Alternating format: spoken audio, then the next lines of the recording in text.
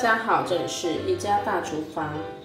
今天给大家分享保存馒头，千万不要直接放冰箱冰冻啦。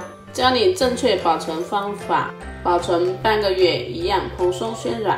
大家跟着视频一起来看一下吧。馒头是我们生活中的主食之一，平时吃不完或者是做多了的馒头，放凉后在常温下，很快就会变得又干又硬。很多朋友会直接放入冰箱里保存，但是冰箱里食物比较多，容易串味，这样一来就会影响馒头的口感和味道。如果直接放到冷藏室，会加快馒头表面的水分流失，变得又干又硬，口感也不好。其实馒头是可以放到冰箱的冷冻起来的，但是千万别直接放。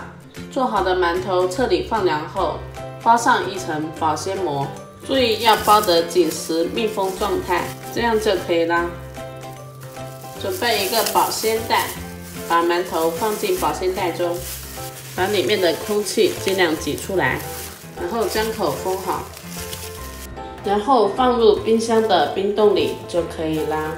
馒头裹上保鲜膜，可以保证馒头表面的水分不流失，而冰箱低温的环境可以减少细菌滋生的机会，从而延长了馒头的保存时间。下次吃的时候直接加热就可以啦，口感和刚做的一样，蓬松柔软。好啦，以上就是今天给大家分享的保存馒头的小妙招啦。大家学会了吗？